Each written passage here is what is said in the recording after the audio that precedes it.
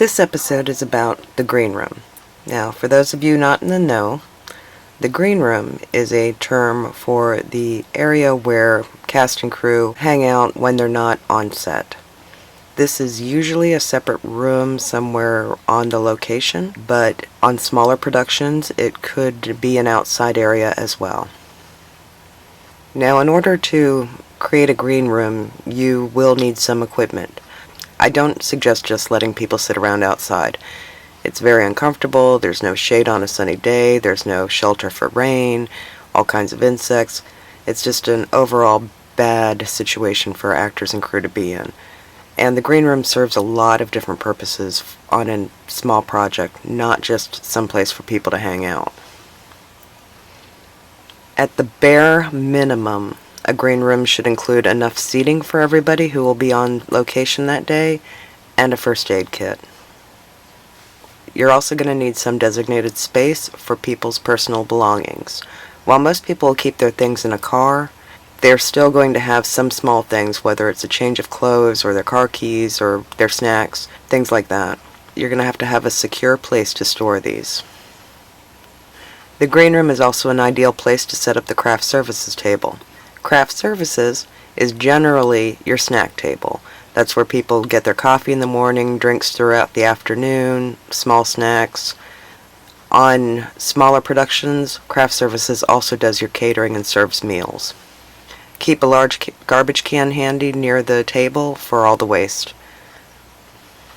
Since the green room is also likely to be where people take their meals, having a large table available or several small tables is a good idea.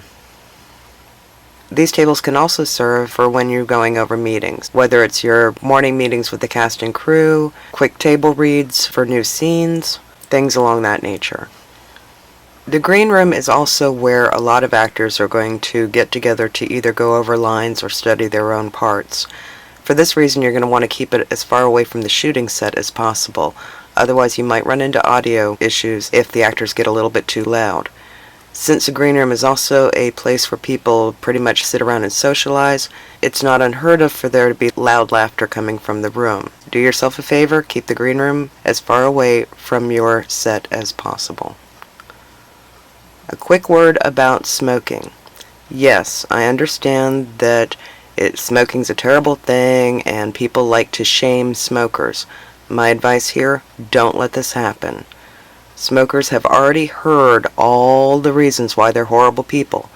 Having more people just tell them that is going to put them in a bad mood, and that is going to be detrimental to your set. So, instead of shaming smokers, provide an area for them to be able to indulge. This doesn't have to be fancy, and it can be far away from the main green room. In order to keep the area tidy, get yourself a bucket, especially one with a lid if possible, and fill it with regular sand. Set this out in the area where smoking is permitted. In a lot of locations, the only place that smoking is going to be permitted is going to be the parking lot. If you have smokers on your cast and crew, expect that that's where they're going to be during breaks. It might be a good idea to send a production assistant out a few minutes before the break is over in order to let them know about the time. If you have small children on your cast, you're likely to run into bored children. You're going to need to come up with some quiet activities for them to do in the green room. This could be getting a television set with a DVD player and some earphones, or coloring books, or something along those lines. What you don't want is loudly yelling and screaming and giggling children when you're trying to shoot. By setting up a functional green room that can serve for multiple uses, whether it's eating, having meetings, places for people to rehearse, you'll find that this makes your production run a lot smoother, gives your cast and crew a place to relax when they're not on the set, and generally makes the overall production a lot more of a pleasant experience.